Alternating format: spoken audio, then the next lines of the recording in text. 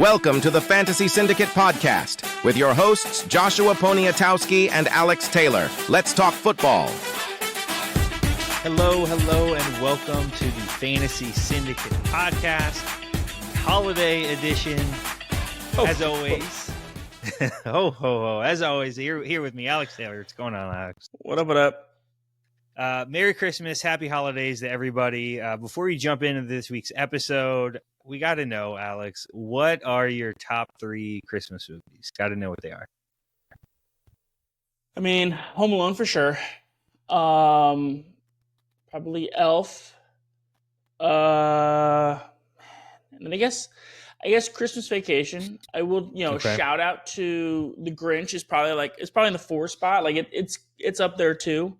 But yeah, I'll give Elf, Home Alone, and Christmas Vacation. What about yourself? Yeah, so Grinch for me is number 1. So you putting it in the 4th spot is disrespectful. Hey, they all got their own vibes. It's a great movie. They do. Home Alone we actually watched last night. After the game. So yeah, always a good one. Got to rock out 1 and 2. And I mean that slapstick comedy, like the physical humor in Home Alone, is just unmatched. It gets me every time. I never am not yelling, just the silliness, dying. Yeah. And funny enough, with Elf, we didn't actually start watching Elf. I feel like it's like a newer Christmas movie. I know it came out in like the 2000s or something like that. For you. Yeah, but it's like a newer vibe, like a new generation's Christmas movie, right? With Will Ferrell. Yeah. We didn't honestly start watching it until like a year or 2 ago. The hype was there, and so we added it to our list.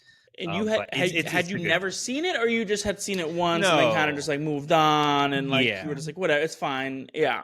Okay. Yeah, exactly like that. It was just one of those like, hey, Elf's we've heard it's a great movie. Everybody loves it. We've watched it a couple times, but we didn't include it part of our normal rotation. So yeah. Okay. But all right. Talking about Christmas, we're jumping into championships week here. And I got to make sure everybody stays focused because the job is not done. Like, it feels good to make it through the first round, semis, but job's not done. Doesn't matter what has happened up until this point. You got to finish the job. You got to make sure you win this week. There's games on Wednesday, so don't forget that, first of all. That's a little crazy this week with the holidays. But, Alex, did you make any championships in your leagues? And I'm going to share a little bit about the ones I made.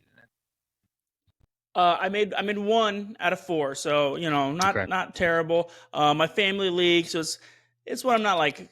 The pride isn't insane there. I like to flex it during the holidays this. But my friend, more like my friend leagues, I'm a little bit more like diehard about. But this one's good because it's the league where I was dominant the entire season. I went into it as the number 1 dominating record, and also the number 2 also made it to the championship game, which I feel like is pretty rare.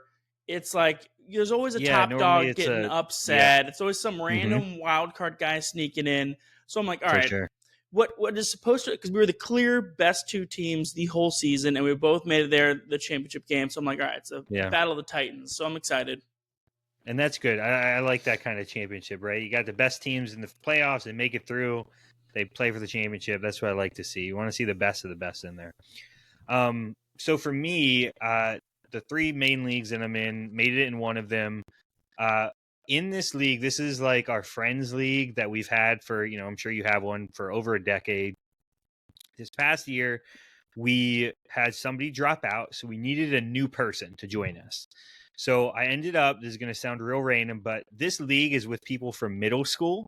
And there's this kid named Caleb who hung out with us in middle school. And after middle school, he just kind of like vanished. Like, he was at our bus stop. He's a close friend. Went off the grid, yeah. Vanished, right? Just off the grid, just disappeared, moved out of the state of Florida, never kept connection. So we needed a 10th. And so I found his phone number through some, shady website.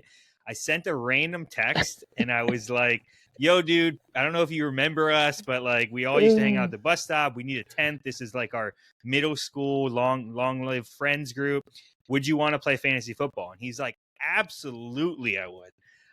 Nice. He's never played fantasy football in his life. We've talked about this guy in this league a little bit. This is his first year in the league. He just won semis, and he's in the championship game. So classic. First year, Yeah, first love time it. playing fantasy. That's And how you. I don't know if That's how you build an addict. Now he's hooked, and now he'll like. he's probably thinking it's just like so easy. Like, man, it's not a big deal. Like, I made a championship game. But the irony in this whole situation is I've been in this league over a decade. I make the playoffs like at like a 95% rate in this league, which is insane. It's the highest in the league. I just never seem to be able to get it done in the playoffs for whatever reason. So I am legitimately on a over decade drought of not winning a championship. It just hasn't happened. Now you get the fresh meat coming times. Yeah. So I've been trying to do this for over a decade. Like, I've made a championship games, but I haven't won them.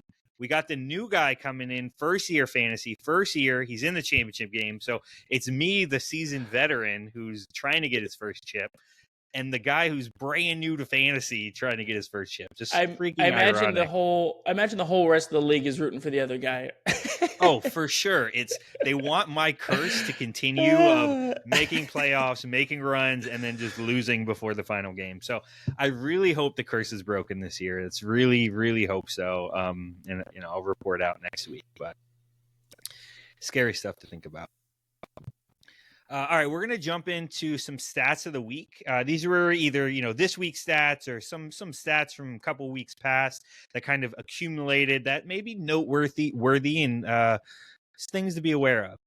So Kyler Murray, he tweeted a couple days ago, and he was like, I'm going to get Trey McBride that first touchdown, right? Arizona is facing the 32nd defense in almost every category up against the Panthers. In that game, McBride was the lowest team target share of the season at 13% compared to his average of 29% leading up to this game. Sometimes fantasy football just doesn't make sense, and it's infuriating, honestly. Sometimes it doesn't make sense. Yeah, it's chaos a lot incarnate. Yeah. Yeah, it made absolutely no sense. And then it was worst game of the season in the playoffs. Just dirty. Yeah, so frustrating. The next one has to do with A.J. Brown, who in week 1, he saw 10 targets. Since week 1, he hasn't seen 10 or 10-plus targets again until week 15, when all the rumbling came out about Jalen and A.J. not being friends. He saw over 10. Then in week 16, even though Jalen got hurt, he ended up seeing a team target share of 54%. Granted, there were only 4 players that saw any targets, but I just like to mention this because with Kenny Pickett coming in, if Hurts can't go, I know some of you might be worried. Personally, I'm not. He's going to be the target guy. He should see the opportunities. They might rely on the run game a little bit more, but that's good to see, when Jalen went out early. Yeah, I don't imagine them doing much beyond A.J. Brown and then Saquon. Saquon will finally get some of these 1 yard line carries again, probably. I don't know if they trust Kenny Pickett to do the tush push, but yeah, I assume he's just going to be peppering A.J. Brown. So yeah, so it's kind of like a CD situation, maybe Malik Neighbors type of situation, but maybe Kenny Pickett's a little bit better in those QBs. Xavier Worthy, we spoke about him last week, having 11 targets. Well, he's back again. He had 11 targets again in this past game. That's 2 back-to-back 10-plus target games, which he hadn't done all season. Getting more involved in the offense. Marquise Brown's coming back, which we'll talk about here in a little bit, but he still saw the targets and the production, looking like a wide receiver 1 on their team, honestly. Yeah, I'm excited. I mean, that whole offense just seems to be clicking, which is terrifying. Going into the NFL playoffs. It really is. His targets are up. His yardage is still like not that impressive. They never really hit him like deep. I mean, given with his speed, you just want to put the ball in his hands early and let him do what he can, and he makes it happen a lot, which is fun. But it's like once they do that and occasionally hit him for the occasional deep ball, then it's like, all right, this guy's the real deal. So yeah, I mean, it's interesting because prior to these past couple weeks, that's all he had, right? Like, he was just getting deep passes and he would be hit or miss. Like, he'd have a 60-yard bomb for a touchdown, or he would end up with, nothing, a dud. So it seems like Andy Reid's trying to get him more involved, not just in the deep passes. So it's good to see for a rookie. First shutout of the season happened in Green Bay. So Saints versus Green Bay. Game was 0-34. Saints looked abysmal. Green Bay has a great defense, and they showed it in that game. So Yeah, remember when the Saints put up like 9 touchdowns in the first 2 weeks? Yeah. What happened to Where that? did that go? Yeah, where did Jeez. that go? Talking about another low scoring team, the Giants have scored a total of, this is an interesting one, 32 points against opposing teams in total over the past 3 weeks. The reason why I mention this is because the Colts, they haven't been an exciting defense, but they do play the Giants this week for championship contending teams. Something to think about, but that's bad, real bad. Yeah, they're just going to pummel the Giants. Not even that the Colts are good, but the Giants are just so bad. Yeah. Jameson Williams is on track to have a 1,000-yard season. Even though he's missed a couple games, really he's arguably option 3, maybe option 4 with Monty healthy. Considering Laporta is option 4 or 5. But he was almost untouchable as a fantasy wide receiver in previous years. So it's just great to see this like resurrection and, resurgence of him, and putting up almost 1,000 yards is a big deal if he gets to that. He's just like the ultimate wild card this season. I mean, multiple games in like the top 5 receiver of the week, but then also multiple games like outside the top 100, where he just put up goose eggs on you. So yeah, he's a complicated man. Aren't we all? It's up, boom, boom, or bust for sure. Over the past 3 weeks, I thought this one was interesting as well. The Chargers are giving up top 4 worst in the league, 28 points a game. We kind of had some sidebars talking about this, me and you, Alex, but like the moment JK went down, they couldn't really control the run game too consistently. And I felt like that's when the trouble started, where they had to rely more on the passing, higher scoring games, other teams getting the ball more consistently. So their defense, not having as much time to rest, those type of things. So, yeah. Yeah. Well, I mean, they got New England this week. So unless you're in a super flex league, I don't think anyone's doing Drake May, or that'd be a really bold call, but could be, Ramondre's been running pretty well lately. So yeah, it'll be interesting. I know some people have the Chargers and are firing them up for that defense. So just keep that in mind, that they haven't looked great over the past couple weeks. All right, jumping into observation. These are things that we saw around the league that maybe just updates, games, player things that we found interesting. So Alex, start us off. Well, because we are here in the playoffs, it's do or die, and it's like analytics no longer matter. It's strictly emotion and results. It's like, did this player screw me and I'm mad at them, or did they take me to the promised land and I'm obsessed with them, and I will hold these grudges through to next season 100%. So it's hard for me to envision my opinion of a player dropping harder over just a 2-week span than it has with Cooper Kupp. It is a miracle that I did advance to that championship game I talked about with Cooper Kupp single-handedly trying to sabotage my team. I called him a trust last week because I didn't think him and Stafford would do us all dirty like that in back-to-back weeks.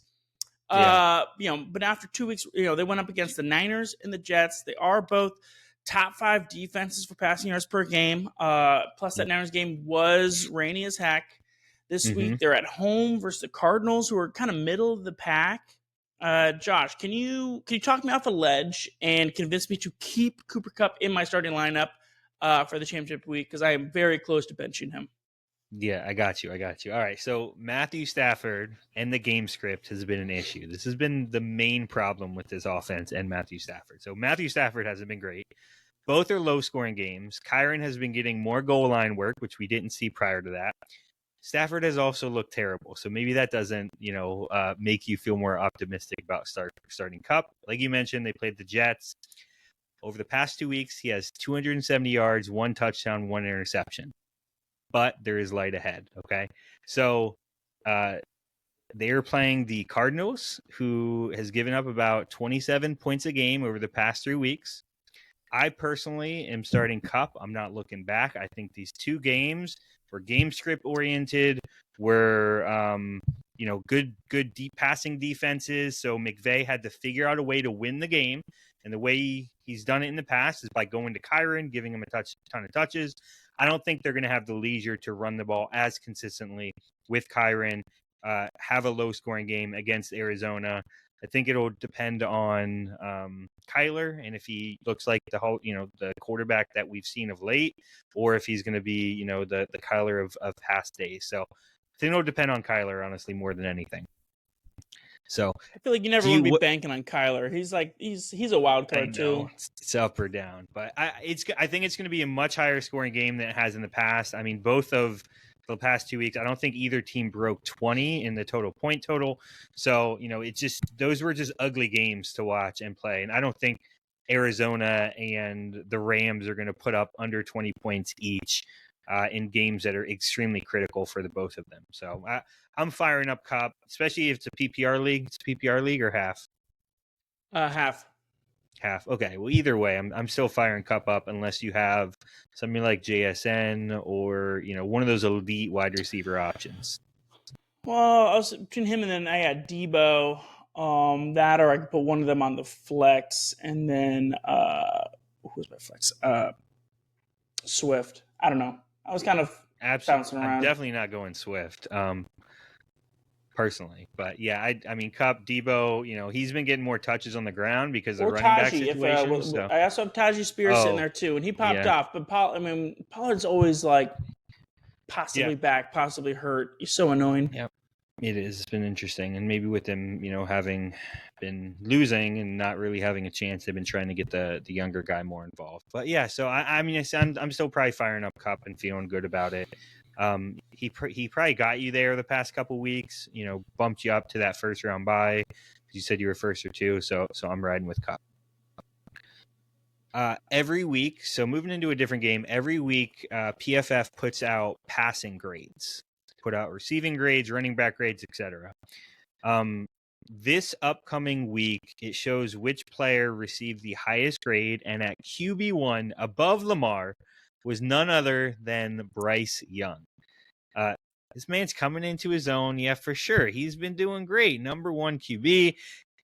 I don't know if it's like the season's over, so he has like no pressure on him, and he's just out there playing football, having a good time, because it really doesn't matter, and maybe it's a mentality thing. But next up are the Bucs, the Falcons. Both teams are in the hunt right now, as you know. Do you think Bryce continues to play well and ruin playoff hopes for either of these teams? He gets to take on my Bucs Swiss cheese pass defense, so I expect a good performance to continue. I mean, his floor against us is like 250 yards and 2 touchdowns. Like, he's gonna put up numbers, pretty darn especially good in the first half. Yeah. We were so bad in the first half. I don't know if he, unless I'm optimistic we win the game. But he will look good. I mean, we kept Kirk Cousins employed way longer than he should have been. So it's going to be a little rough to make, have him looking so good against us. But all right, Bryce Young, got it. So if you were just to type into Google Images, too little, too late. It should just be a picture of Jonathan Taylor. The pre-draft consensus, like RB5-ish, has largely just been a massive disappointment. He had a decent first couple weeks and then just totally disappeared for 2 months. Resurfaced last week, only to infuriate his owners with a negative 8-point swing when he fumbled away a locked-in touchdown. Right. Now, this mofo goes out there in week 16 when most of his owners are probably done for the season, and he explodes for 218 yards with 3 scores. He would be a smash start next week against the Giants.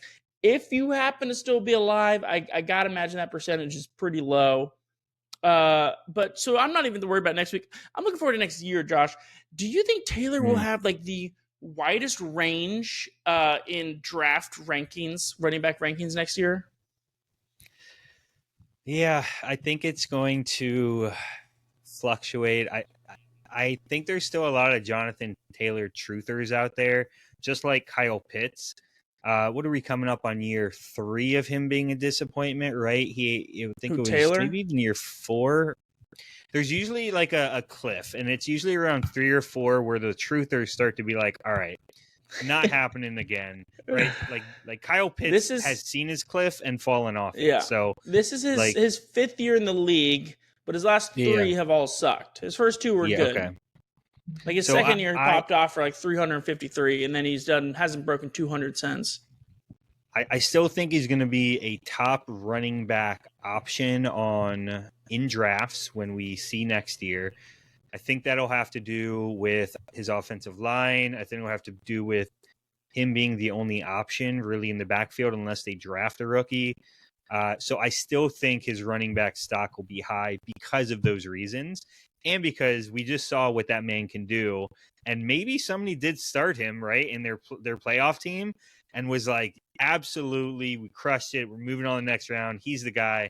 And they got the Giants next week. So he might be able to do that again. So yeah, I don't think it'll be as bad as most people, or as we're indicating, even though he has not been great the back end of the season. I can see there's going to be some rankings out there that have him as like a RB5 again. Yeah. And then there's going to be some rankings that have him as like RB20. And you really can't tell anyone they're wrong because those are all very, very accurate every week. possibilities. That's what he does. Yeah. And we faded that man. I think both of us faded Jonathan Taylor this year. So win for the syndicate here. So Josh Allen and the Bills, they finally come back down to earth. It was honestly only a matter of time, right? Where Josh Allen didn't break an NFL record that was standing for 150 years after doing it 4 weeks in a row. So, Allen put up, I think, around 13 fantasy points. Honestly, cost some owners their shot at the championship. If you got through it, you're lucky. But this observation isn't about Allen, isn't about the Bills. It's about Amari Cooper. Since week 11, yeah, I know. Wide receiver 1 option has been Khalil Shakur. Amari is only seeing a 14% target share, which is abysmal. He's averaging 4.6 fantasy points a game in half PPR. Alex, your best friend, Amari Cooper, what's going on with him? I don't know that man. That man is dead to me. I don't even speak his name at me. I'm over him. Okay. All right. So we'll draft him next year. Got it. No, never. I'm holding firm next year. I will never draft that man. Lastly, last observation, just hitting you with our weekly Mike Evans 1,000-yard season update. Yeah, my Bucs lost to the Cowboys in just brutal fashion. With Rachaad White fumbling away on what was about to be a game-winning drive for the field goal. When we got the ball, every single person knew they're gonna march down and get a field goal. Baker's gonna bake, and then White just fumbled it away. But even more brutally is, Evan only got 69 nice yards, which was under his needed pace. But still okay. Still sitting okay. Still sits at 818 yards. So just needs 91 a game. Got Panthers and Saints. So just need to finish strong. Go Bucs. I think if he puts up anywhere between 60 and 80 next game, that in week 18, they're just going to be force feeding him targets. For sure. I think if it's 60 to 80, I mean, if it's anything lower than that, then maybe they shy away from it. But if it's in that range, I think they're definitely force feeding him. And also, if the Bucs don't make the playoffs, I'm sorry, but the Bucs are the only ones to blame. So, especially with the strength of schedule, like the last, 6 weeks of the season. The last but the first half was brutal. So don't give me that. I'm just saying. It's saying. The NFL, Panthers twice, any team, Cowboys. Any team can step up at any time. All right. Hey, I know it's fun to rag on the Cowboys, and I do it many a time. They are 7-8. Okay, it's not like some lowly Jacksonville Jaguars 3-12 team. They're basically a 500 team, an NFL caliber team. I was talking about. And you love Cooper Rush. I was about to say, we were talking about Cooper Rush, him being a backup, one of the best backups that's come in this year, and he gets another win for them, crazy, insane. He has more wins than Dak, I think, now in the season. So, but our biggest thing is our defense is just absolutely abysmal, especially in the pass. Our run defense is good. We can't stop anybody. So yes, if we don't make the playoffs, it is 100% on us because our defense just sucks. Yeah, well, I hope they do. I want to see the Bucs make a playoff so we can root for them. Homer by association, I suppose. All right, we're gonna move into waiver wire ads. We don't got a huge list for y'all. Honestly, championship week, unless you had something crazy happen with a huge injury, you should be starting the studs that got you there for the most part. Don't get too crazy with your start-sit decisions.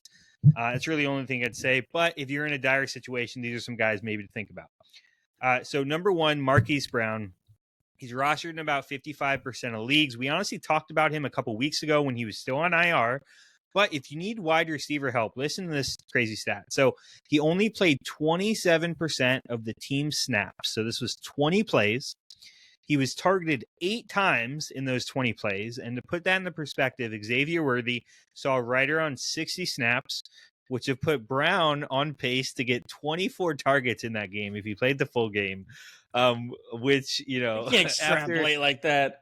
I mean, it's kind of what would have happened. Unlikely, but you know, it's a juicy PPR option.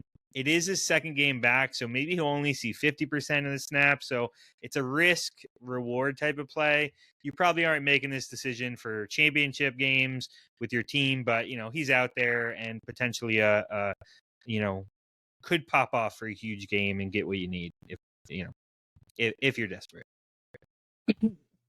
Yeah, I mean, I see him eventually evolving into a decent part of this offense. You know, on their playoff, hopefully short run. Right now it's a little scary. But looking for a little bit like RB help. Trey Benson, the rookie for Arizona Cardinals, only 18% owned. James Conner went down with a knee injury this week. Right at the end of the game, he was having a monster performance. So great for him. Yep. Yeah, James Conner's been such a tried and true guy all season. But you know, so Benson is also dealing with his own ankle injury. He didn't even suit up this week. So this is a very situational waiver pickup. But if Conner can't go and Benson does get the green light to go, the Cards are up against the Rams defense, who's given up the 8th most rushing yards per game. Plus, it would be the rookie's first start. Could have a little extra juice there. I mean, it could be kind of like a wild card pickup, but for sure. And can we just talk about the trading for James Conner before we got into playoffs and what he has done in the playoffs? Like last week, 110 yards, 2 touchdowns. This week, you know, even though he got injured, 117, 1 touchdown. Like he was absolutely a smash buy. And I know you actually went out and got him in one league. Smash buy when you got him for this playoff run. So hopefully, y'all do the same. I did. The one I traded for him, I didn't end up making the playoffs. And the problem was, you know, he had the late bye in week 11, and then week 12 and 13, he also was single digits. So he kind of had that, you know, I traded for him, and he kind of didn't really do much for me right out of the gate. It kind of ended up kind of ruined my hopes. And then right after I was like eliminated, then he starts popping off with 20 a game for 3 straight. So, yeah. But I mean, overall, you know, he's one of those guys you always sleep on, and nobody's ever excited to draft him, and then he just produces. But I don't know. We'll see what happens next year with, you know, if Benson takes the reins at all, or I think we'll see more, less of Conner and more of Benson for sure. Talking about quarterbacks, so Caleb Williams, Geno Smith, they're available right around 50% of leagues. If you had Jalen Hurts and didn't get screwed out of a championship game, Caleb or Geno might be a fill-in if Jalen doesn't play. Again, this is a Thursday night game, so it's tough. You have to make the decision early, but they play each other. Bears have had one of the worst they're defenses. Against each other. Yeah, they are. Yep, they've had one of the worst defenses. Even though the stats might not show it, they're giving up a crazy amount of points for. It also, I think it's going to be a shootout, bigger than most people think. So I think both of these guys are going to get a decent amount of passing work. So this just comes down to like opportunities of them having to pass the ball. And the Bears, haven't really been winning football games and haven't, been looking great. So they've been having to throw the ball a lot. So I think if you need opportunity, these guys might have opportunity. Yeah, I mean, between those two, I'd lean Geno's route. It's a little bit more tried and true. Caleb still kind of hasn't really had he had the one big game against in London against the Jags, but other than that, he's always been kind of just okay. But yeah, I mean, he's definitely up and down, right? Like, it just depends on the week with him for sure. Yeah, and Geno's maybe more of the consistent floor option. But I think you're getting somewhat similar production out of both of them based off how this team works. Crazy. Caleb hasn't thrown an interception since week 6. That's pretty nuts. He's I think he has 10 touchdowns to 0 interceptions or something like that. Yeah, it's some crazy stat. So he's the opposite of Jameis Winston, where Jameis is just like, let me chuck the ball, get 6 touchdowns. Yeah. Caleb's like, I'm not chucking anything. I'm throwing the ball to open receivers and maybe not scoring as many touchdowns, but keeping control of the rock. So bring Jameis back, man. DTR ain't doing it. I agree. Hopefully they make that decision. All right, we're going to move into the trust or bust section. This is where I give Alex an option. He tells us trust or bust. And the first one we're starting off with, honestly, could go into the waiver wire ads if you're in a desperate situation and want to get crazy for the championship or even third round game. I honestly might, if Jalen is out, I might just play Bryce Young in my third round game just to be funny and have some fun. But Bryce Young versus the Bucs, terrible defense. Trust for a high floor here. I mean, it's 250, 2 touchdowns is pretty much guaranteed. I don't know if we'll get like much higher than that, but yeah, I think there's a decent floor there versus our defense. Okay.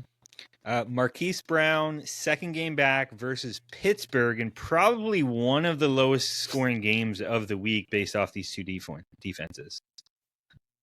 Bust only because I don't trust his involvement in the offense enough yet. I think it's the balls it's rolling, it's getting there. I think he takes off probably once the actual playoffs come around. Okay. Trey McBride versus the Rams. Trust. I mean, we gotta hit one eventually, right? This is like, okay, you're in Vegas and you're at a roulette table and they just hit. You just watched it hit black for 16 straight times, and you're like, you're smashing red. You're like, it gotta be has to hit here. So right. I'm gonna give it a trust. All right. Jamar Chase versus Patrick Surtain, and the Broncos defense. Man, listen. I mean, you have to try. I mean, yes, Patrick Surtain is probably the best cornerback in the NFL right now, and does shut down a lot of people. But if you try to bench Jamar Chase in the championship game, that would be so bold. I mean, if that works, that'd be legendary. I would not take that risk. I agree. Yeah, the way they've been producing, you just can't bench Chase. I think at this point, even if he gives you a 3 spot. Njoku versus the Dolphins. I mean, trust. He's been playing well, and I mean, DTR did pepper him with 10 targets this week, so he's a pretty integral part of that offense these days. Yep. And last, Juan Jennings versus the Lions. I'm going bust. I mean, it's going to be a high-scoring game, but Juwan's scored in the single digits for the last 5. I mean, I don't know. I don't think that's a trust situation for me. Okay.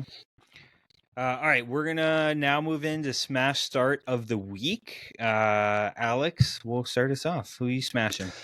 All right, my call last week has been voided. Okay, we record early in the week, so at the time there were talks of Jameis possibly getting benched, and I even said it when it happened. I was like, "This is only dependent on Jameis being quarterback," and it did not happen. Had I known, I would have never made Jerry Jeudy my smash start. With DTRQ, he only got 2 of 20, pretty abysmal. Like I said, he did pepper Njoku with a lot of targets, but that offense was just pretty pathetic. They were bad. This week, I am going to take a resurging Deebo Samuel. The 49ers are taking on the Lions. Even though I kind of just ragged on Juan there, I mean, it is going to be a high-scoring game.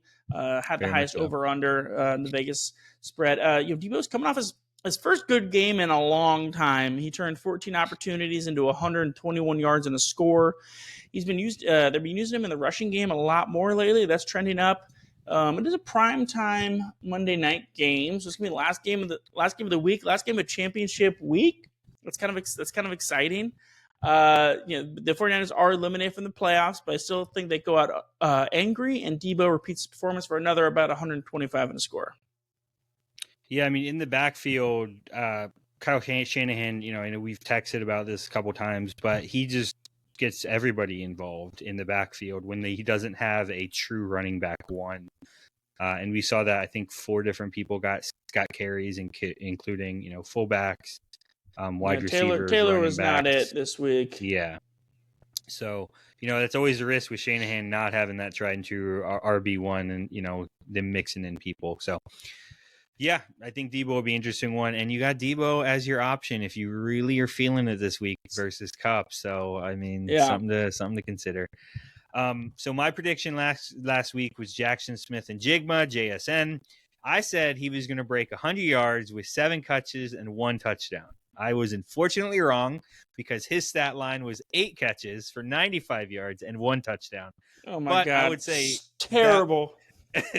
I would say that was a smash for sure if I've ever seen one. So kudos to JSN. Appreciate you coming through for me. The next one, honestly, my next smash might not feel like a smash start, and it's Courtland Sutton, but let me tell you why. The Broncos are going up against high-powered Bengals, who are averaging 30 points through the past 3 weeks. So we know they put up a lot of points. Denver is also actually averaging 33 points per game through the past 3 weeks as well.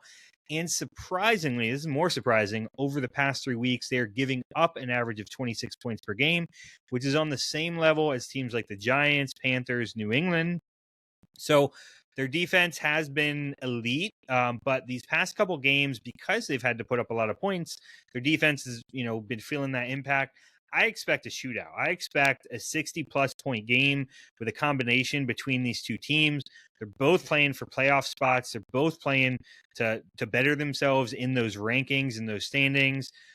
And when they've thrown the ball, Sutton has been the guy that they've really relied on through the air, which is why I like him as a smash start. I would say 7 receptions, 103.5 yards, and 1 touchdown. That's what I'm going with. 0.5 in there. 0.5, I mean, Sutton's been so sneaky. I mean, he scored double digits in 10 of their last 13 games. He doesn't have a lot of crazy boom games, but he's just been very involved. I mean, I think this Denver offense will be kind of curious. I mean, if they get something at running back next year, I'm kind of excited to see that offense next year and what they can do. Yeah, I mean, Sean Payton just it's like a Ferris wheel of running backs and what he's feeling the flavor of that week or that game or that snap. It's just been crazy. So it'll be interesting. Maybe they do draft one of the elite running backs. Yeah, that might be a team to keep an eye on for that for sure. But that's our episode for today. Next week, though, we want to give you all an update what we're going to be doing. So the season will officially be over. We're not going to do a waiver or observations, but we're going to do a top 10 takeaways of the seasons. So a lesson learned type of episode, topics that we hope to revisit next year before the draft starts rolling around. But we wanted to make sure to do this so that it's fresh in our mind about what we experienced, what happened. Sorry, I don't know if you can hear my dog in the background, but we're gonna be doing that next episode. So look forward to that. And as always, if you like what you heard, appreciate a like and subscribe. If not, thanks for hanging out. And as always, go steal a championship, and we'll see y'all later. This week, steal a championship. This week, steal this it. is it. This is the moment. This is the one. Good luck, everybody. Peace. Later.